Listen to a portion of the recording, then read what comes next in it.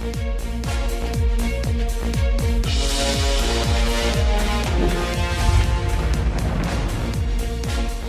वालेकुम, आप देख रहे हैं खरा सच। मेरा नाम मुबशर लुकमान है। पाकिस्तान में रोज़ महंगाई का सैलाब जो है वो बढ़ता जा रहा है और सर से ऊपर चल गया। लोगों की अब चीखें निकल गई हैं, लोगों से अब घर का किचन नहीं चल रहा बाकायदा। और इसमें किसी को हम ये नहीं कह सकते कि जी आप को ज़्यादती कर रहे हैं, नहीं चल रहा। जिसके घर में एक मोटर लगी और 2 बल्ब हैं, उसके घर में कम से कम 9,000 तो बिजली का बिल है। तो यानी अब वो कहाँ पे खर्चा कम करेगा। हुकूमत बार बार कहती है खर्चे कम करें, लेकिन हुकूमत की अपनी जो कॉरपोरेशंस हैं और हुकूमत के अपने जो इदारे हैं वो अरबों रुपए का सालाना नुकसान कर रहे हैं। उनके ऊपर कोई रोक टोक नहीं है, उनको उसी तरह ग्रांट्स मिलती हैं, उनको उसी तरह फंड्स मिलते हैं, उनको उसी तरह तनख्वाहें मिलती हैं, उनको उसी तरह पेंशन्स मिलती हैं, उनको उसी तरह मुराद मिलती हैं, उनको उसी तरह गाड़ियाँ मिलती हैं और गाड़ियों का पेट्रोल मिलता है। उनको कोई पूछने वाला नहीं है। एक डिपार्टमेंट, बल्कि आप ऐसा समझे 2 डिपार्टमेंट्स को आज हम ले लेते हैं और उनको हम ज़रा स्क्रूटनाइज करेंगे कि सिविल एविएशन अथॉरिटी जो है उसने पाकिस्तान में कितने खरब का नुकसान आज तक किया इतने सालों में। खरबों का मैं कह रहा हूँ आपको, मैं अरबों का नहीं कह रहा। और मुझे बिल्कुल पता है कि खरब में ज़ीरो कितने आते हैं। कोई ये ना समझे कि मैं बगैर सोचे समझे को फिगर का इस्तेमाल कर रहा हूँ। और एयरलाइन इंडस्ट्री को कितना नुकसान पहुँचाया। और फिर हमारी एयरलाइन जो है ख़ासतौर PIA, उसने कितने अरब रुपए का हर साल नुकसान पहुंचाती है। जब PIA रिकवर ही नहीं कर सकती तो हम अरबों रुपया क्यों उसके ऊपर साल साल खर्च करते जा रहे हैं और क्यों इस मुल्क को टीका लगाते जा रहे हैं। हमारे साथ होंगे जनाब सलीम मांडवीवाला, किसी तारुफ के मोहताज नहीं है, पाकिस्तान पीपल्स पार्टी से इनका ताल्लुक़ है। हमारे साथ हैं हमारे दोस्त गौहर भट्ट साहब, और ये भी किसी तारुफ के मोहताज नहीं है, बहुत ही मायानाज यूट्यूबर है। अगर आपने इनका यूट्यूब नहीं देखा तो ज़रूर देखा करें। और आप हमें कॉल कर सकते हैं, नंबर है 04235832590। नंबर मैं अब आपकी स्क्रीन पे चलाऊंगा, 04235832590। इस पे कॉल करके सिविल एविएशन या एयरलाइंस या प्राइवेट एयरलाइंस, इनके मतलब अगर आपने कुछ कहना है तो आप ज़रूर कहिएगा। सलीम मांडवीवाला साहब, सबसे पहले शुरू हो जाते हैं। कहते हैं कि आप लोगों ने अभी एक कमेटी ने एक रिपोर्ट दी, एविएशन रिपोर्ट दी, जो आप लोगों ने सबमिट की है। वो एक आई ओपनर है। उसमें सबसे पहली बात आपको मैं बता देता हूँ आम अल्फाज में, क्योंकि मैंने बात करनी है, हमारे व्यूअर्स हर तरह के होते हैं। और वो ये है कि आपके प्रीवियस एविएशन मिनिस्टर ने झूठ बोला, जिसकी वजह से पाकिस्तान की एविएशन इंडस्ट्री तबाह हो गई। उसने नेशनल असेंबली के अंदर आकर झूठ बोला और पूरी दुनिया में ना सिर्फ पाकिस्तान की सुबकी हुई बल्कि हमारी कमर टूट गई एविएशन की। वो आदमी तो खुलेआम फिर रहा है, करप्शन के बावजूद खुलेआम फिर रहा है। वो इलेक्शन भी लड़ेगा, वो दोबारा सब लोगों से सलामियाँ भी लेगा। गरीब को कुर्बानी देनी है, जो शहबाज शरीफ कहते हैं, जो आसिफ जरदारी कहते हैं। ये आप जैसे अमीरों को क्यों नहीं कुर्बानी देनी, या ऐसे इनकॉम्पिटेंट लोगों को, गुलाम सरवर जैसे इनकॉम्पिटेंट और करप्ट लोगों को क्यों नहीं कुर्बानी देनी। मुबशर साहब, पहले तो जैसे आपने मेंशन किया, मैं ये कहूँगा कि ये बहुत एक बड़ा डिज़ास्टर था एविएशन इंडस्ट्री के लिए। और मुझे सिर्फ मिनिस्टर पे हमें सिर्फ ब्लेम नहीं करना चाहिए, क्योंकि मिनिस्टर तो आपको पता है was not an aviation person, he is a public representative. उनको एडवाइस किया गया, उनको गलत did he cross check? Did he cross check? No. अब that is where the problem lies. और मैं समझता हूं कि उनको क्रॉस चेक करना चाहिए था, उनको पायलट्स को भी सुनना चाहिए था, उनको दोनों साइड को सुनना चाहिए था before coming and making such a statement. और उन्होंने उनको, जो सिविल एविएशन के लोग हैं जिन्होंने ये एडवाइस किया कि जी ये बहुत बड़ा कोई एक गलत काम हुआ है पाकिस्तान में, तो आप इसको एक्सपोज करें, नॉट रियलाइजिंग कि सिविल एविएशन खुद इस काम में इन्वॉल्व था। और इन्होंने कोशिश, तो मांडवीवाला साहब चलें यहीं पे रोक जाते हैं। आप सरवर साहब को छोड़ दें एक लम्हे के लिए, वो तो ट्रक चलाते थे, उनको जहाज़ों से क्या ताल्लुक। ये मुझे बताएं कि सिविल एविएशन के क्यों लोगों के खिलाफ अभी तक कार्रवाई नहीं हुई। सर देखें, सिविल एविएशन ने इस रिपोर्ट में भी, आपने अगर आपने पढ़ने का आपको मौका मिला है, उन्होंने बड़ी कन्वीनियंटली क्या किया कि जो लोग इन्वॉल्व थे इसके अंदर सारे ये एग्जामिनेशंस के स्कैम में, ये उनको फारिग कर दिया। और अच्छा सर, वो स्कैम में इन्वॉल्व नहीं थे जिनको फारिग किया मंडवाला साहब, यहीं पे प्रॉब्लम है, मैं आपको बता रहा हूँ। अच्छा, उसकी वजह यह है कि आईटी डिपार्टमेंट वालों को फारिग करना चाहिए था। कि जो वाइवा जिसके ऊपर क्वेश्चन था वो तो आईटी डिपार्टमेंट है, जो लाइसेंस इशू करता है वो तो इम्तिहान नहीं ले रहा, तो उसको क्यों फारिग कर दिया? जो 4 बंदे लाइसेंसिंग के फारिग किए वो तो बिल्कुल गलत किए, उनके साथ तो ज्यादती हुई। इसका मतलब है कि अभी भी मौजूदा हुकूमत को पता ही नहीं कि सिविल एविएशन को किस तरह टोपी बना रही है। अब तो खैर उन्होंने एग्जामिनेशन ही आउटसोर्स कर दिया ना, तो अब तो नहीं, मैं पहले की एग्जामिनेशन बात है ही कर रहा नहीं। हूं, आपने जो गलत किया जी जिससे जी पाकिस्तान को नुकसान हुआ, उसकी सजा जी नहीं मिलेगी कभी किसी को। नहीं सर, सजा तो मिलनी चाहिए। और मैं समझता हूं कि अगर सिविल एविएशन ने अपनी अकाउंटेबिलिटी नहीं की इस मामले में, तो दे आर, और हमने अपनी रिपोर्ट में ही लिखा है कि इसका जिम्मेदार कोई और नहीं है, सिविल एविएशन खुद है। और अगर सिविल एविएशन इसके इसके बारे में कुछ नहीं, और उन्होंने अपने आप को एक तरीके से इस इशू में से निकालने के लिए एग्जामिनेशन आउटसोर्स कर दिए, ताकि हमारी जान ही छूट जाए, हम पे कल कोई मंडवाला इल्जाम ही ना साहब, आए। बॉटम लाइन ये है, माजरत के साथ मेरे में आपसे ज्यादा हौसला मैं बात कर सकता हूँ, क्योंकि मैंने कोई सियासत तो करनी नहीं है। जी आप लोगों के पर जलते हैं, सिविल एविएशन में एयरफोर्स वाले बैठे हैं, आप उनको पूछ ही नहीं सकते, आप लोग बात ही नहीं कर सकते उनसे। नहीं सर, हमने तो बड़े खुल के बात की है। और सर आप मुझे मैं बताएं आपको कि बताऊं, जब से सिविल एविएशन अथॉरिटी बनी है 1974 से अभी तक, सिविल एविएशन की तारीख में सिर्फ एक डीजी आया जो सिविल एविएशन अथॉरिटी का है, बाकी कोई भी नहीं आया। मेरा मतलब है कि क्यों बनाई हुई आपने सिविल एविएशन पर? ये भी चीज हमने आइडेंटिफाई की कि not only civil aviation but even the ministry of aviation has no aviation person, not even their board. तो जब तक आप इस टाइप की चीजें गवर्नमेंट करती रहेगी कि non aviation people are running the aviation, तो ये ऐसे ही होगा ना सर, और क्या होगा। बट साहब, आपको मैं शामिल गुफ्तगू करूँ आपको एविएशन का, मैं एक छोटा सा दूँ कि 3 महीने पहले DG civil aviation Karachi airport पे गए और उन्होंने देखा कि जो पर CIP लाउंज है, इसमें उनको कोई, आप समझे, मैं यही कह सकता हूँ शरीफाना अल्फाज में, उनको पसंद नहीं आया कोई। क्योंकि आपने किसी से आपने नंबर मांगा, उसने नंबर नहीं दिया, उन्होंने कैसी की तैसी, उन्होंने पूरी CIP लाउंज बंद कर दी। 3 महीने हो गए वो लाउंज बंद है। उसकी वजह से सिविल एविएशन को 2.5 करोड़ पर महीने का नुकसान हो रहा है। मैं एक लाउंज की बात कर रहा हूँ। इस तरह से सिविल एविएशन चल सकती है? देखिए, जिस तरीके से मुबशिर साहब आपकी मैंने सारी बातें सुनी है, पाकिस्तान का प्रॉब्लम जो है ना इस वक्त ये है, हम सारा कुछ चलाना चाहते हैं, साढ़े तो PIA भी नहीं चल रही। मैंने इसहाक डार साहब को सुना, वो PIA बेचने पर तुले बैठे हैं, वो स्टील मिल बेचने पर तुले बैठे हैं, लेकिन अगले ही सेंटेंस में वो कह रहे हैं कि हम पूरे पाकिस्तान की ज़मीन को जो है वो कॉर्पोरेट फार्मिंग के लिए दे देंगे और हम उसके लिए एक अदारा बना दिया। साढ़े को चल PIA नहीं रही जिसे 36 जहाज ने, ठीक है, तो पूरे पाकिस्तान की ज़मीन ऐसी चला लेनी है। सो मैं कहना ये चाहता हूँ कि नीयत नहीं है, और ये बड़े अफसोस का मुकाम है कि PIA, मैं बिल्कुल ये नहीं कह रहा कि वो हमारा नेशनल कैरियर है और उसको कोई, मैं मतलब जज्बाती होकर बात नहीं कर रहा। मैं कहना ये चाहता हूँ कि अगर हमारी ये सारी अथॉरिटीज़ मिलकर एक जहाज़ नहीं उड़ा सकती हैं, एक स्टील मिल नहीं चला सकती, तो यार कोई और काम कर लो जाके। आप नहीं उड़ा सकते। उसकी वजह यह है कि कॉम्बैट एविएशन और कमर्शियल एविएशन का इतना फर्क है जितना एक गायनाकोलॉजिस्ट का ब्रेन सर्जन का। बिल्कुल ठीक बात, ठीक है ना। अब आप गायनी वाले अमीर लतीफ में जाके आप ब्रेन सर्जरी के लिए नहीं जाएंगे वहां पे, हालांकि डॉक्टर है, हाँ, हालांकि सर्जन है। तो मैं एक्चुअली कहना ये चाहता हूँ कि फॉल्ट जो है ना सर, पहली गल है नीयत में है। हमें हर जगह के ऊपर ये भी बेच दो, ये भी बेच दो, ये भी बेच दो। हमें यानी लाहौर की सफाई करवानी है, हमें लाहौर की सफाई करवानी है, तो हमने ठेका दे दिया और उन्हीं मुलाजमीन से लाहौर की सफाई करवा ली ठेकेदार ने, जिस मुलाजमीन से हम नहीं करवा सके। इसका मतलब है फॉल्ट हम में है ना। अब लाहौर से हारून साहब का फोन है, सुनते हैं। जी हारून, अस्सलाम वालेकुम। वालेकुम सलाम मुबशिर भाई, क्या हाल है? मैं अल्लाह का शुक्र, आप सुनाएं। तबीयत ठीक है आपकी? अल्लाह का अच्छा मुबशिर भाई, मेरा पहला सवाल आज आपसे है, दूसरा सलीम मांडीवाला साहब से। 2 सवाल हैं क्योंकि ये खरा सच प्रोग्राम है, इसी हवाले से।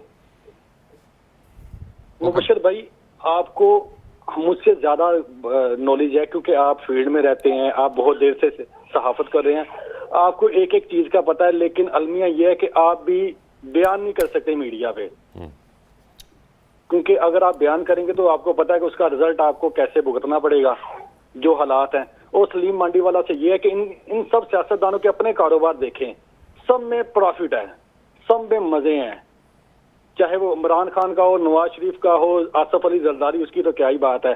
और गवर्नमेंट के सारे इदारे, एयरपोर्ट हो गया, PIA हो गया, कुछ भी हो गया, वो सारे लॉस में जा रहे हैं, पाकिस्तान स्टील में लॉस में जा रही है, लेकिन इनके अपने कारोबार क्यों चमकते हैं? इसलिए अगर ये इतने मैं ठीक है तो अरुण ये साहब, मैं समझ पाकिस्तान गया। के और आप सही कह रहे हैं, काफ़ी चीज़ें हैं जो हम नहीं जिक्र कर सकते, आप सही कह रहे हैं, मैं आपसे एग्री करता हूं, मैं आपसे बिल्कुल डिसएग्री नहीं करूंगा। मांडीवाला साहब, बात पता है क्या है? बात है कि who will take the tough decisions that are needed. मैं सिर्फ एयरलाइन की बात कर रहा हूं, मैं सिर्फ एविएशन इंडस्ट्री की बात कर रहा हूं, इसको ठीक करने के लिए अभी मैं मुल्क की बात ही नहीं कर रहा, क्योंकि जिस तरह आप चल रहे हैं इस तरह तो ये एविएशन, अच्छा चले, ये अभी भट्ट साहब ने कहा ना कि PIA नहीं चल रही, मैं चैलेंज करता हूं, मैं नेशनल टेलीविजन के ऊपर आपको चैलेंज करता हूं, क़यामत तक आप PIA को प्रॉफिट भी नहीं कर सकते। जिस एयरलाइन का 400 बिलियन से ज़्यादा का लॉस हो, और पूरी एयरलाइन में आपको पता है और मुझे पता है, हर एक को शायद नहीं पता, कि 3% ज़्यादा प्रॉफिट हो ही नहीं सकता। तो अगले 50 साल भी अगर ये प्रॉफिट में चले तो तब भी इसका लॉस नहीं पूरा होता है, इसको शेड करना पड़ेगा। क्यों हम नहीं मान रहे? वरना हम 1500 बिलियन इन कॉरपोरेशनों पे हर साल खर्च कर रहे हैं। हम आवाम को हम कह रहे हैं बिजली महंगी, पेट्रोल महंगा, रोटी महंगी। मैं बशीर साहब आपसे एग्री करता हूँ। Thank you. इनायत साहब है रावलपिंडी से। इनायत भाई, अस्सलाम वालेकुम। भाईजान, क्या हाल है आपका? अल्लाह का करम। ठीक ठाक है जी। आप तो माशाल्लाह खुद भी पायलट हैं पुराने। इतना पुराना नहीं हूँ मैं, पायलट हूँ बस। है ना मुशर भाई, आप सबसे चलाते ना जहाज वगैरह। जी। अच्छा, ऐसा है कि ये जो बात कर रहे हैं अपने मंडीवाला साहब और गौरबट साहब, मैं खुद एयरलाइन से 35 ईयर्स मेरा CS का एक्सपीरियंस है, मार्केटिंग का। जी। PIA को बजाय तो CA को उन्होंने कर दिया नेशनलाइज, इनको ये था PIA को करते डीनेशनलाइज, इसको मतलब भेज देते PIA को और इसको रखते CA को, बिकॉज CA से तो सारे डॉलर्स में आती पेमेंट, जो पार्किंग फीस होती है आप लोगों की। एविएशन एयरपोर्ट जो दे दिए उन्होंने, this is very wrong. Whereas PIA हो गई, आपकी रेलवे हो गई, ये सब खसारे में जा रही है। नहीं, मैं ऐसे एग्री नहीं करता, मैं ऐसे एग्री नहीं करता शेख साहब।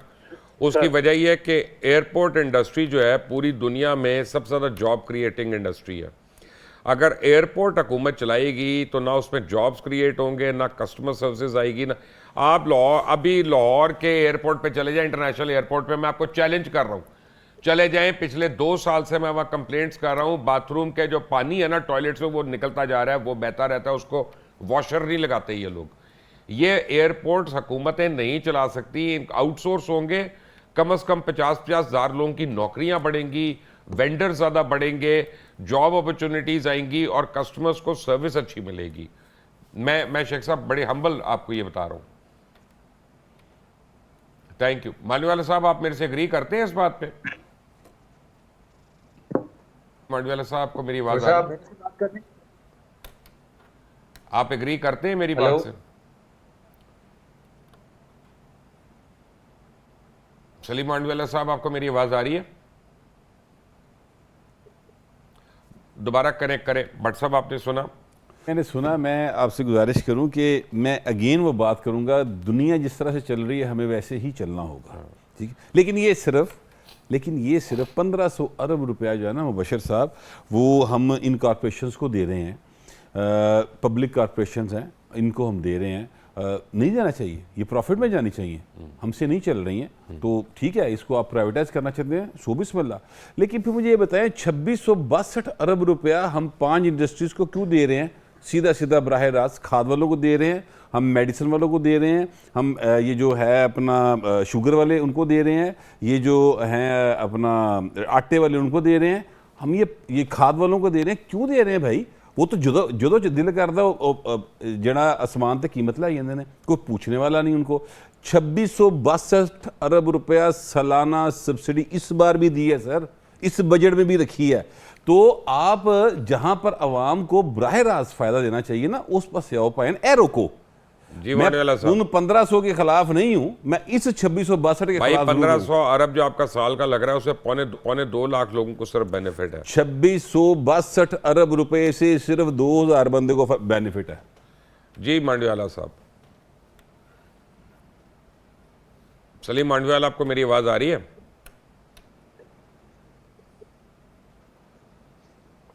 सलीम साहब, आपको मेरी आवाज आ रही है?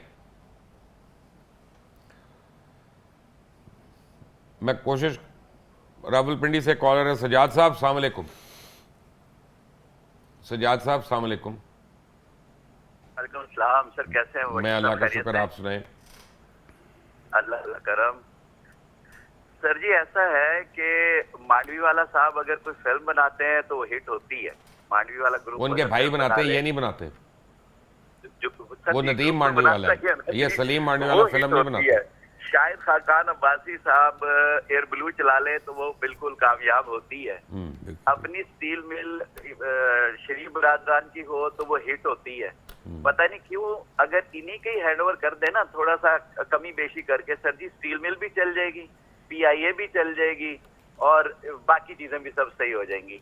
असल में वो खाते हैं चोरी चोरी चुप चुप के, वो बिल्कुल सरेआम हो जाए थोड़ा सा तो मेरा ख्याल है हमारी सारी चीजें ही सेट हो जाएंगी। इन्हीं से वो एक बड़ी अच्छी सी बात है कि किसी जगह पर चोरियां बहुत होती थी, उस इलाके के लिए कह दिया गया जी कि यहाँ का कौन है जो बड़ा चोर है, उसको सरपंच बना दिया गया उस इलाके का। कहा भाई इधर की चोरियां रोकनी है, उसने कहा जी और तू यहाँ का इंचार्ज है। वो इंचार्ज बन गया, उस इलाके की चोरियां रुक गई। तो इन्हीं में से कोई अच्छा जो बड़ा डकैत हमने बनाए हुए थे तो सारे चोरों को हमने बनाया था, तो साल सबसे बड़े चोर को रखा था यार ऊपर। But thank you very much Salim Mandviwalla साहब, बड़ा स्केदिंग किस्म का आपके ऊपर क्रिटिसिज्म आया। मैं कोशिश करता हूँ दोबारा आपसे लाइन मिल जाइए, आपके साथ कुछ ये अब ड्रामाई तश्कील हो रही है हमारे MCR की तरफ से। सलीम साहब, आपको मेरी आवाज़ आ रही है? मैं होल्ड करता हूँ भाई, अब लाइन लेना ज़रूरी है, हम इधर उधर नहीं जा सकते। सलीम साहब, आपको मेरी आवाज़ आ रही है? गौर भट्ट साहब, जब भी इतना मुश्किल सवाल आता है तो ये लाइन कट जाती है।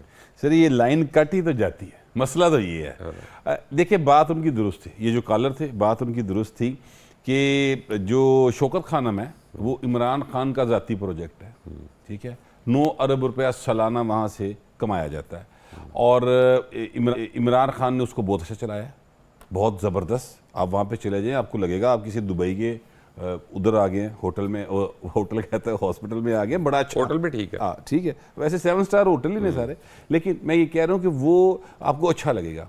लेकिन इमरान खान के दौर में कोई एक सरकारी हॉस्पिटल नहीं बना सर। हाँ, उसने अपने ज़ाती कारोबार को बढ़ाया और उसने पेशावर और कराची का शौकत खानम बनाया। खैर ये सारों को मतलब कह सकते हैं, सारों को मतलब इसी तरह ये एक वो तो नहीं, एक बंदा नहीं है, एक बंदा नहीं, ये सारे इसी तरह। तो इसका मतलब क्या है? मैंने आपसे पहले कहा गल नीयत दी है। इसका मतलब है सर गल नीयत दी है। जो भट्ट साहब आप मुझे कहते हैं ना, वो बात ही गलत करते हैं। आप मान लें आज जमहूरियत सादे गिटियां पै गई। नहीं, जमहूरियत ही वाहिद हल है, अदरवाइज हल कोई नहीं है आपके पास। देखिए मेरी बात सुने, आज चले हमने 75 साल से में से 50 साल तो हमने एक आइन बना के रखा हुआ है ना, भावें उत्ते रखा हुआ है, ठीक है, लेकिन रखा हुआ है ना। हमने सारे तजर्बे किए उस आइन के होते हुए भी। हमने यहाँ पे खिलाफत लाने की भी कोशिश की, हमने यहाँ पे ज़िया भी लेके आए, मुशर्रफ की लिबरल जमहूरियत भी लाए, हम बड़ा कुछ लेके आए, सारा कुछ लेके आए ना, मिक्स जमहूरियत भी लेके आए, दरमियानी जी, ठीक है, सारा कुछ किया। एक काम करें यार, एक चांस आइन को भी दे देते हैं, सारा कुछ आइन के मुताबिक कर लें। शेख साहब को भी देते हैं, अरशद शेख साहब भी लाइन पे। जी शेख साहब, अस्सलाम वालेकुम। की हाल है जी? खैरियत है? शुक्र अल्लाह मुशर्रफ साहब, एक तो ਤੁਹਾਡੀ टी-शर्ट बड़ी अच्छी है, तो दूसरा डाई कराना छड़ दे ਤੁਸੀਂ। मैं नहीं डाई करता सर, बाल चाल आराम नाल ठीक है बिल्कुल। नहीं पहला करते ਹੁੰਦੇ ਸੀ। मैं कोई अपना बैठिया तो नहीं ऐसी जगह ते कि मैं फर्क पाया मैंने। गुजारिश है कि ਇਹ ਸਾਡੇ ਗਰੀਬਾਂ ਦੀਆਂ ਗੱਲਾਂ ਕਰਦੇ ਨੇ। ਇੱਕ ਲਾਇਨਸ ਕਲੱਬ ਵਿੱਚ ਇੱਕ ਬੰਦਾ ਸੀ ਤੇ ਮੈਂ ਉਹਨੂੰ ਪੁੱਛਿਆ, ਮੈਂ ਕਿਹਾ ਯਾਰ ਲਾਇਨਸ ਕਲੱਬ ਵਿੱਚ ਕੀ ਹੈ? ਕਹਿੰਦਾ 5 ਸਟਾਰ ਹੋਟਲਾਂ 'ਚ ਗਰੀਬਾਂ ਦੀਆਂ ਗੱਲਾਂ ਕਰਦੇ ਨੇ।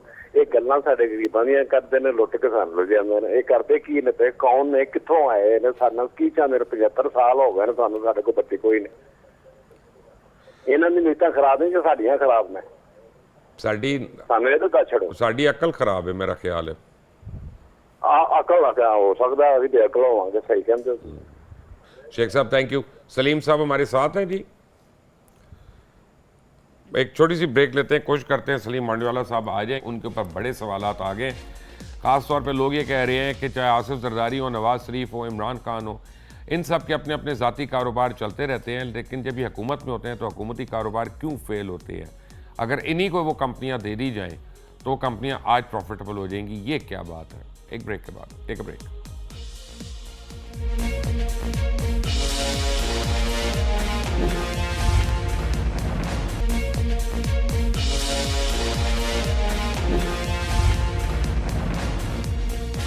Welcome back from the break. और जब आप ब्रेक पे थे तो मेरा सलीम मांडीवाला साहब से रब्ता हो गया और 3 सवाल जो पेंडिंग थे तीनों मैंने उनको ब्रेक में सुना दिए थे। तो 1 बाय 1 सलीम मांडीवाला साहब का फिर कनेक्शन उड़ गया। यार आप उनके साथ फ़ोन पे मेरा ख्याल है रब्ता कर लें।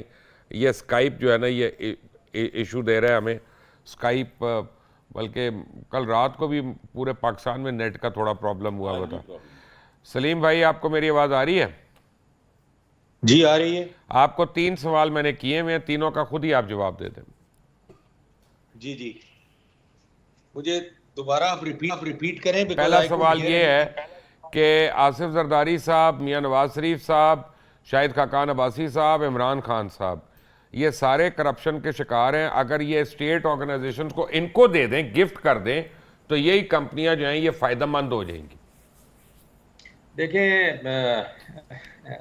मुबशिर भाई, दुनिया में सारे मुल्क जो हैं, आप एयर इंडिया को देखें, उन्होंने क्यों, गवर्नमेंट ने उसको क्यों प्राइवेटाइज किया? इसीलिए प्राइवेटाइज किया ना, because it was as bad as PI. तो ये तो फैक्ट है कि गवर्नमेंट को बिजनेस नहीं करना चाहिए। आप आसिफ जरदारी या नवाज शरीफ या खाकान अब्बासी को छोड़ दें, और मैं आपको बताऊं, एयर ब्लू कोई खाकान अब्बासी साहब नहीं चलाते, वो तारिक चौधरी साहब चलाते। तारिक चौधरी साहब चलाते हैं, बट ये भट्ट साहब ने कह दिया था तो मैंने कह दिया। हाँ, तो मैं सिर्फ आपको कहने की कोशिश ये कर रहा हूं कि government should not do any business. This is a known fact all over the world. जहां भी गवर्नमेंट ने बिजनेस में हाथ डाला है, और वो ऐसे मुल्क में जहां नैब है, जहां पेपरा रूल्स हैं, जहां हर किस्म की आप ये कह दें प्रॉब्लम्स हैं to run any commercial business, वहाँ कहाँ चल सकता है बिजनेस? तो ये तो आप, इसमें तो कोई डाउट ही नहीं है। और IMF के जो अभी हमने इस दफ़ा उनके साथ SLA साइन किया, उन्होंने भी ये कहा है कि खुदा के लिए आप बिजनेस चलाना बंद करें। इसमें तो कोई दो राय है ही नहीं। अब वो अलग चीज़ है कि गवर्नमेंट जो है, हर government due to whatever reason is not able to privatize these organizations and get out of running these organizations, but at one stage अब ऐसी आ गई है कि they have to, और अगर वो नहीं निकलेंगे तो ये और नुकसान पहुंचाएंगे, ये और इदारे तबाह होंगे, और हमें कोई बेनिफिट नहीं होगा, आवाम को कोई बेनिफिट नहीं होगा। कराची से कॉलर हैं ख्वाजा शाहिद साहब। ख्वाजा शाहिद, अस्सलाम वालेकुम। रहीम, अस्सलाम वालेकुम। मुबशर साहब, ये मैं कहना चाहता हूँ, PI ये दे दें आप नवाज शरीफ को, और स्टील मिल दे दें इमरान खान को, और रेलवे दे दें जरदारी साहब को, और इनको आप फ्री में काय को दें, गिफ्ट काय को दे रही, आवाम का गरीब आप पैसा गिफ्ट काय को दें, इनसे पैसे ले 1 रुपए में भी देंगे तो 1500 बिलियन हर साल बचेगा। इनको बेच के ना अपना इनको दे दें, ये प्रॉफिट में आ जाएगा। गवर्नमेंट को अब कोई बिजनेस नहीं करना चाहिए, गवर्नमेंट को अपना मुल्क चलाना चाहिए। यही तो सलीम साहब कह रहे हैं। और एक सेकंड में आपको बड़ी अच्छी बातें बताऊंगा मुबशर साहब जी। आप कहाँ हो? मैं ये कहना चाहता हूँ, IMF हमें कहता है कि सुई गैस महंगी कर दो, गैस महंगी कर दो, ये कर दो महंगी, उसकी बात दुरुस्त है 100%। मगर IMF से भी मैं अफसोस की बात करना चाहता हूँ कि वो ये क्यों नहीं कहता कि ये गवर्नमेंट के आदमी जो है ना 50-100 गाड़ी एक आदमी को लिए, ये बंद करो जाए, और इनके पास 100 गार्ड है, हर मिनिस्टर के पास 20 हजारों गाड़ी, एक गाड़ी 4-4, 5-5 करोड़ रुपए की है। ये कहाँ से आएगा? गरीब आदमी यहाँ कराची में रोटी खाने को नहीं है। 25 रुपए मुबशर, 25 रुपए की रोटी हो गई है। क्या बनेगा? मुल्क तो तबाह बर्बाद हो गया। यहाँ तो आपको पता है कुछ नहीं। आप लोगों को मीडिया वाले तो सब अपनी अपनी गीत गाते रहते हैं। इनको तो बस रोजाना इनको तो पब्लिसिटी के मिल जाता है। आजकल अपना आजम खान का इशू मिल गया, एक हफ्ते बाद नया इशू मिल जाता है हर एक को टीवी चलाने के चैनल के लिए लिया। सबसे अच्छा बिजनेस जो यही है पाकिस्तान में 5-6 करोड़ 50 करोड़ रुपए लगाओ, टीवी चैनल लगा लो। मेरे पड़ोस में 50 का नहीं लगा हुआ होता, है। नहीं होता ना यार 50 का, भाई साहब बस रह करे ना। और ऐसी बात नहीं है, बात यह है कि आपको सुन ही रहे हैं ना, आपकी कॉल ऑन की है तो आपको और कॉल मिली भी और आपकी कॉल पूरी भी की है, ऐसी बातें ना करें। लेकिन मांडीवाला साहब एक बात तो सही है ना कि आपकी जो सरकारी मुलाजमीन को घर मिले हुए हैं पूरे पाकिस्तान में, उसकी वैल्यू जो है $60 बिलियन से ज़्यादा है, और जो गाड़ियाँ मिली हुई हैं सिर्फ उनका फ्यूल जो है वो $4 बिलियन महाना का है। तो ये तो जुल्म है ना, उनको तनख्वाहें मिलती हैं, अलाउंसेस मिलते हैं, सब कुछ मिलते हैं, ये हमारे दमाद तो नहीं है कि हम उनको इस तरह से पाल रहे हैं। सर ये इस पे लास्ट टाइम काम हुआ था और काफ़ी गाड़ियां गवर्नमेंट ने डिस्पोज ऑफ की थी और तनख्वाह में अलाउंसेस दे दिए थे for the use of cars, that everybody will use their own car. मगर वो स्कीम भी मुझे नहीं लगता कि वो सक्सेसफुल हुई है, बिकॉज अभी भी गवर्नमेंट के इदारे भी और दूसरे लोग भी they are using government vehicles for doing their jobs. तो इस पे कोई ड्रास्टिक तरीके से काम करना पड़ेगा, उसके बगैर बड़ा मुश्किल है कि आप इस मांडीवाला साहब एक काम तो हम कर सकते हैं ना, जाते जाते एक हाँ। कानून तो छोटा सा आप लोग बना सकते हैं, हर किस्म का कानून बन रहा है कि जिस सरकारी आदमी की गाड़ी में उसकी फैमिली मिले या वो स्कूल के बच्चे की ड्यूटी देते पकड़ा जाए या उसका बच्चा गाड़ी चला रहा हो, उसको 3 साल कैद हो जाएगी। इतना तो हम कर सकते हैं ना, ये हो सकता है, बिल्कुल हो सकता है। तो ये तो कर लेंगे, ये तो हम रोके ना।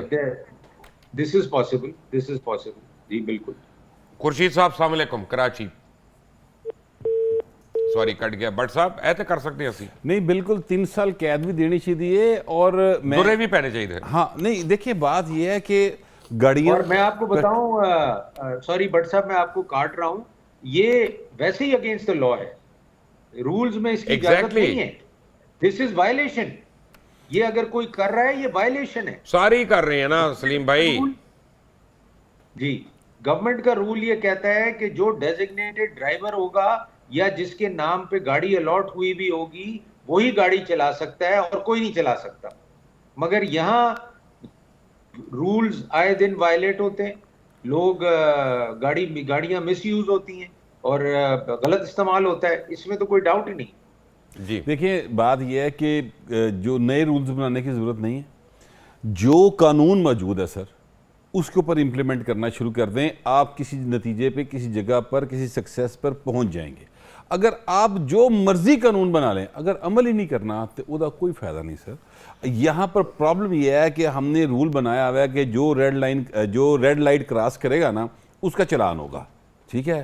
तो सर नहीं होता, आपको पता है तगड़ियां का नहीं होता, मोटरसाइकिल वाले का बेचारे का हो जाता है, वो तो बगैर वजह तो होंगे, ठीक है। तो ये मामला ये है सर, ये इसलिए मैं कह रहा हूं कि उस तरफ आना चाहिए कि जो कानून बनाया, जो भी बनाया, मसलन फर्ज करें आपने ये कानून बना दिया कि एक आंख वाला हुक्मरान होगा, मुड़ के 2 अखां वाला हुक्मरान ना हो, फिर जड़ा भी एक आंख कट के आनी पेगी। लेकिन इस तरह देखने मोरो क्या कहता है। याकूब साहब है मोरो से, सिंध से। जी याकूब अस्सलाम वालेकुम।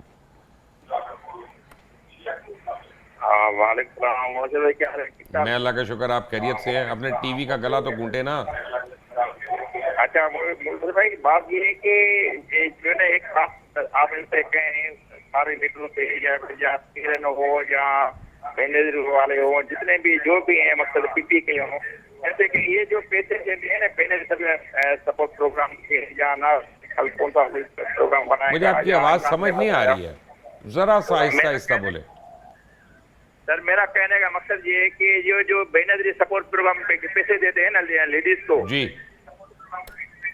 यहाँ नौकरी वाले जो पैसे देते हैं, अभी जो अरे याकूब भाई आपको मैंने कहा अपना टीवी की आवाज बंद कर दें, वो पीछे से आपको तंग कर रहा है और मुझे भी। अच्छा टीवी अब बंद होगी सर, आप बोले। सर ये कि जो पैसे देते हैं ना लेडीज को बेनजरी सपोर्ट प्रोग्राम के, अभी जो तालीम की बजट रखी है 3 अरब, ठीक है, और ये जो पैसे जो बेनजर के पैसे रखे हैं उनके रखे 450 अरब। अब वो कल वो बेनजर वो जो नवाज शरीफ जो प्रोग्राम बनाएगा वो अलग पैसे रखेगा।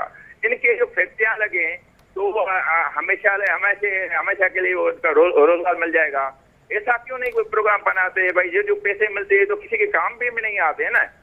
फिर जैसे बांग्लादेश में देखो पूरा जो है ना फैक्ट्रियां पर लेडीज काम कर रही है, ये जिनको पैसे मिलते हैं वो जॉब पे खर्च कर देते हैं, कहीं खर्च कर देते हैं। ठीक है याकूब भाई, थैंक यू, जो वो थैंक यू। आप समझाएंगे क्योंकि मुझे पूरी समझ नहीं आया। वो एक्चुअली ये कह रहे हैं कि 450 अरब रुपया आपने बेनजीर इनकम सपोर्ट प्रोग्राम में रखा, ये आप खवातीन को देते हैं हर महीने, उसमें से निकाल के पैसे, जिससे उनका कुछ नहीं बनता, ठीक है, किसी काम नहीं आते पैसे वो एक्चुअली।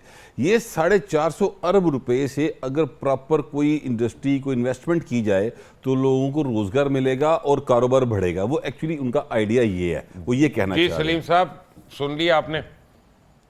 सर देखिए बात वही है ना कि ये उन लोगों को दिया जाता है जो काम कर नहीं सकते, जो कुछ कर नहीं सकते, और ना वो they are able to do any jobs, and this is basically to reach out women who are helpless and who can not do any job. और गवर्नमेंट ने अगर ये बिजनेस में पैसे लगाने हैं तो आपको रिजल्ट तो वो सामने है कि गवर्नमेंट अगर बिजनेस में पैसे लगाएगी, इनके लिए रोजगार करेगी, रोजगार के ये तो उन लोगोों के लिए पैसे दिए जा रहे हैं, उन औरतों के लिए जो रोजगार कर नहीं सकती किसी किस्म का भी।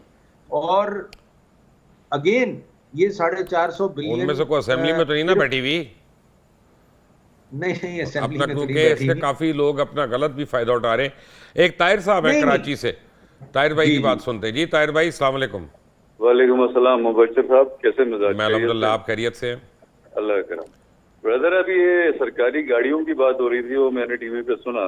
जी तो आपको मैं कराची का हाल बताऊं कि सरकारी गाड़ियां तो गाड़ियां, उनके पूरे भांजे भतीजे औलादे और उनके कुत्ते और बकरे भी जा रहे हैं गाड़ियों में। और दूसरी बात ये है कि अगर एक गवर्नमेंट ऑफ सिंध या गवर्नमेंट ऑफ पाकिस्तान की नंबर प्लेट की गाड़ी किसी को एलोकेट हुई हुई है तो वो नंबर प्लेट माशाल्लाह से उनकी घर की 4 गाड़ियों में चल रही है।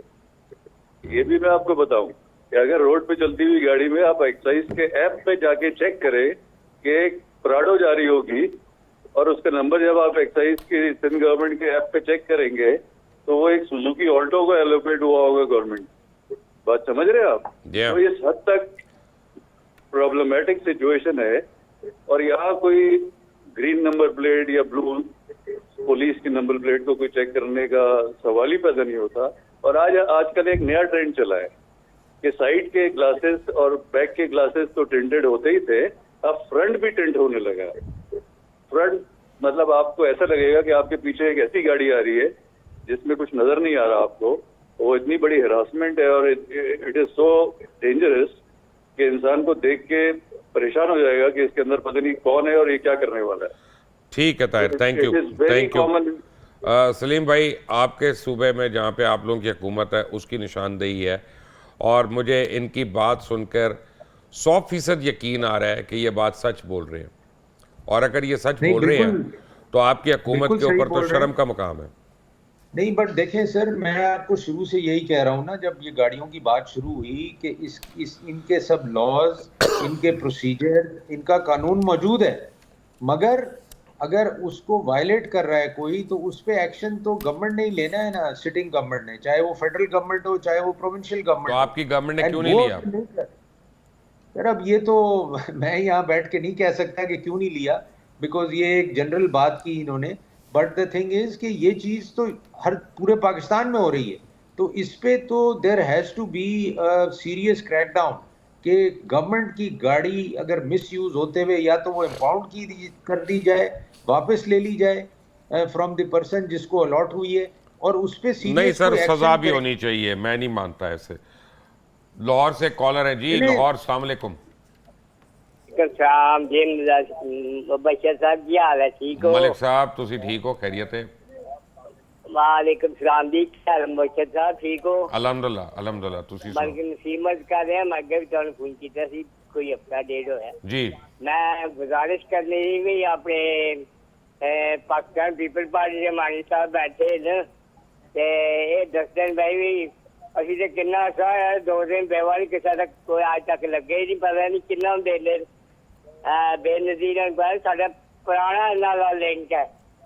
मेरी 77 साल एज है, मैं भुट्टो साहब के दौर से ਤੇ ਬਾਕੀ ਮੈਂ ਤੁਹਾਡਾ ਗੁਜ਼ਾਰਿਸ਼ ਇਹ ਕਰਨੀ ਮੈਨੂੰ ਇਹ ਦੱਸੋ 4 ਸਾਲ ਇਹਨਾਂ ਕੇਸ ਚਲਾਏ ਹੁਣ ਆ ਕੇ ਜਨਾਬ तमाम बरी साढ़े जज साहब मतलब किस तरह केस सुनते रहे ਤੇ ਹੁਣ ਆ ਉਹ ਨਹੀਂ ਛੱਡੋ ਜੱਜ ਸਾਹਿਬਾਨ ਨੂੰ ਭਾਈ, ਉਹ ਸਾਡੇ ਵਾਸਤੇ ਨਹੀਂ ਹੈਗੇ। ਉਹਨਾਂ ने सिर्फ इमरान खान का केस सुनना है, ताड़ी ऐसी तैसी, ठीक है ना जी।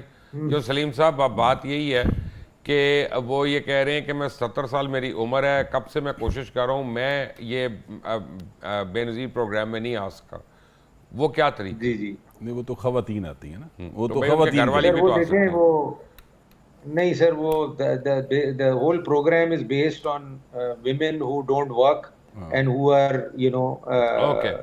below Extra below a incorrect, poverty ठीक है। line। बट साहब की कहोगे, तुसी सुन रहे हो कलकत की कह रही है।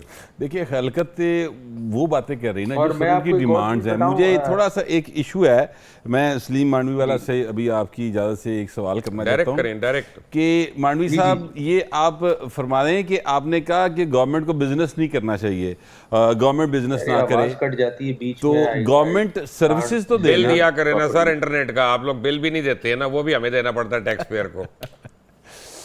ये जो गवर्नमेंट है, सलीम साहब आवाज़ आ रही सर? नहीं अभी सर नहीं ये है। बीच में ये रिकनेक्टिंग पे चला जाता है ये स्काइप, तो मुझे Buffer नहीं हो ये रहा। स्काइप का इशू बना हुआ है। लेकिन मैं जो बात कहना चाहता हूँ वो ये है कि गवर्नमेंट जो है वो बिजनेस ना करे, बिल्कुल ठीक है, आईएमएफ ने कह दिया, ज़ाहिर है हुक्म आ गया सर, अब मतलब हम आईएमएफ के आगे तो नहीं बोल सकते, हुक्म आ गया सर, बिल्कुल ठीक बात है। लेकिन गवर्नमेंट को ये तो किसी ने नहीं कहा ना कि वो सर्विसेज प्रॉपर ना दें। जैसे अभी आप देख लें, ये आप इतना बिल पे करते हैं, मैं भी करता हूँ, सारे करते हैं इंटरनेट का बिल। ये जो कंपनीज यहाँ पर काम कर रही हैं अरब रुपए रोजाना की बुनियाद पे कमा रही हैं, वो आपको सर्विस नहीं ठीक दे रही। इसको किसने देखना है? जिस भी मिनिस्ट्री के अंडर आता है, क्या वो इस बात का नोटिस लेगा? कभी भी नहीं लिया जाता। पीटीए, अच्छा जो भी है, जिस भी है, ठीक है। अच्छा ये तो मैं एक बात है। दूसरी बात ये है सर कि ये आज एक और चीज सामने आई है कि रेडियो का बिल भी जो है वो भी बिजली के बिल में डाल दिया है। रेडियो होता है अभी? जी सर, पाकिस्तान रेडियो नहीं तो अपना मैंने तो सुना ही नहीं सर, रेडियो। पाकिस्तान रेडियो, मैं पीटीवी नहीं तकिया सर, कभी मुद्दत हो गई, लेकिन मैं बिल दे रहा हूं। अच्छा पीटीवी बंद कर देना चाहिए, ज़िया है पैसे का, क्योंकि वहां पर वो सिर्फ उन लोगों के पैसे चल रहा है जो पीटीवी देखते नहीं है। चार्ज कराना सिखा रहे हैं। हाँ अच्छा, वो पीटीवी हो गया, रेडियो पाकिस्तान हो गया, क्या फायदा इन चीजों का मुझे बताएं जरा। वहां पर आप जाके देखिए, रेडियो पाकिस्तान तो पुराने लोग बैठे हैं। अगर आप वहां पे अस्तबल ही खोल दें पीटीवी की बिल्डिंग में तो बड़ा पैसे मिल जाएंगे गॉर्स ब्रीडिंग के। और ये सारे काम जो हैं वो किए जा रहे हैं। सिर्फ सर इतना काम करें, जो लाइफ सेविंग ड्रग्स है ना यार, उनकी कीमत तो ना बढ़ाएं यार। कीमत कम 3 बार कीमतें बढ़ी हैं सलीम साहब इस दौर के अंदर। ये 14-15 महीने का दौर गुजरा है, 3 बार कीमतें इस दौर में बढ़ी हैं सर, लाइफ सेविंग ड्रग्स की। मैं ऐसे लोगों को जानता हूं जिनके पास जो शुगर पेशेंट है वो एक दिन छोड़ के एक दिन शुगर की वो इंसुलिन लेते हैं, ये बड़ी सीरियस क्योंकि उनके पास पैसे नहीं है सर।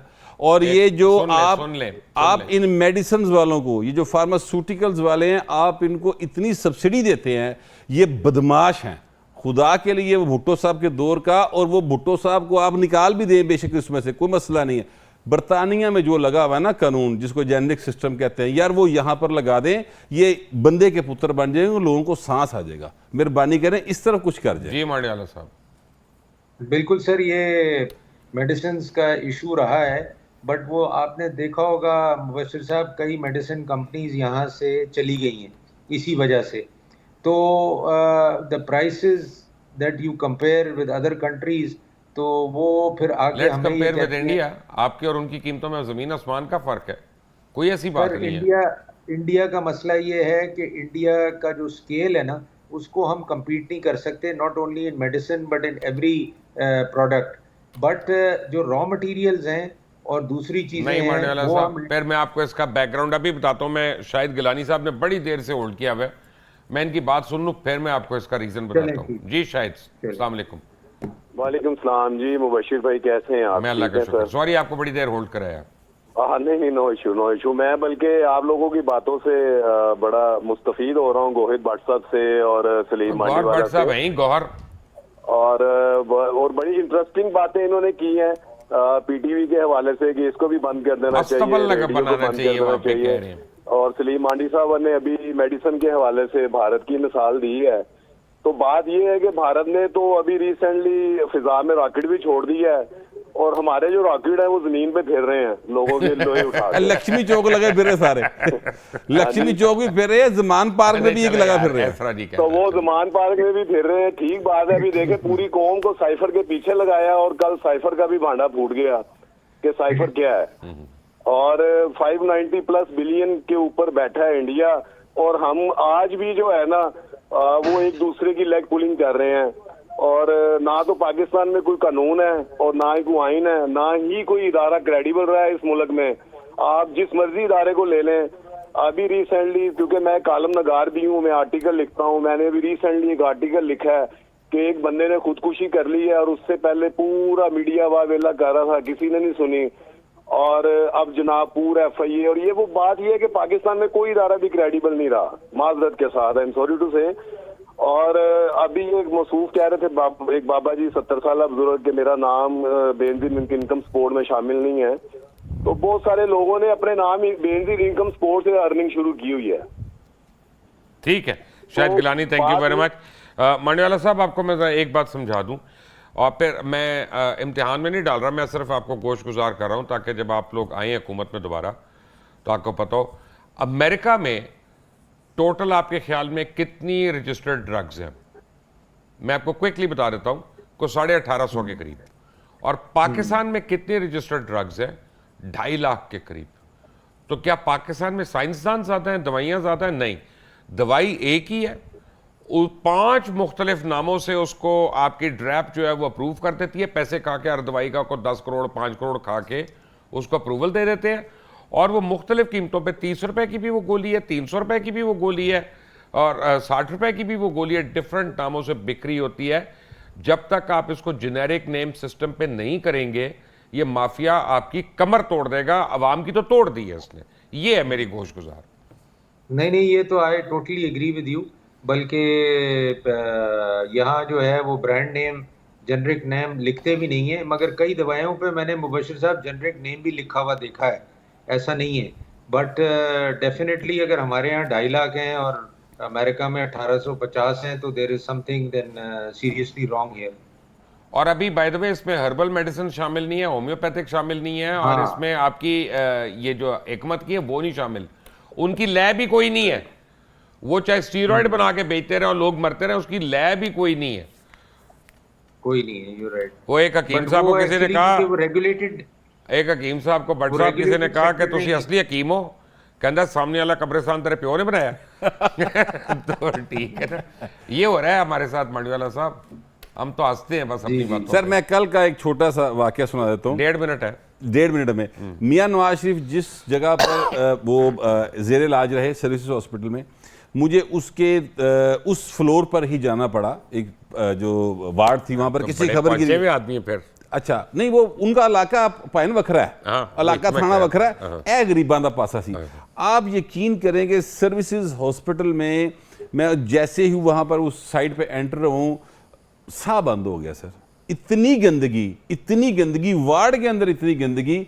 और वहां पर मुझे जो डॉक्टर मिला वो अचानक ही मिल गया, बेचारा वाकफ था। मैं कहा डॉक्टर साहब इन्नी गंदगी, कहता भट्ट साहब तुसी थल्लेओं आए हो, उहदे नाल तो साफ है ना। यानी वहां पर सांस नहीं आ रहा था सर। तो ये हमारे हॉस्पिटल्स का हाल है और वहाँ पे बैठे डॉक्टर्स जो हैं वो इस तरह विजिट करने आते हैं जिस तरह जनाब वो मैं अब क्या कहूँ कि सलीम मांडीवाला साहब, लास्ट आपको मैं सजेशन ये दे रहा हूँ, सवाल नहीं कर रहा, कि जब तक आप लोगों को अब सूली पे टांगना नहीं शुरू करेंगे, हर महकमे के, हर डिपार्टमेंट के, चाहे वो सियासतदान हो चाहे वो सरकारी लोग हो, तब तक ये मुल्क नहीं ठीक होगा। सर मैं तो समझता हूँ कि चीज़ें अगर हम इम्प्लीमेंट करें, कानून सारे मौजूद हैं, रूल सारे मौजूद हैं, implementation, we are lacking implementation in this country on every issue. और अगर इम्प्लीमेंटेशन हो, इन्फोर्समेंट हो, मैं आपको बताऊं कि बाहर क्यों लोग रेड सिग्नल पे, आप रेड सिग्नल की बात की कि लोग नहीं खड़े होते, क्यों खड़े होते हैं बाहर? इन्फोर्समेंट है। आप रेड सिग्नल तोड़ें, आप गाड़ी इंपाउंड हो जाती है। राइट जी, गाड़ी इंपाउंड करें। यहाँ पे सरकारी गाड़ियाँ जो आपको मैंने कहा, सलीम कौर भट्ट आपका बहुत बहुत शुक्रिया। पीर तक के लिए हमें इजाज़त दीजिएगा। अंटिल द नेक्स्ट टाइम, अल्लाह हाफ़िज़।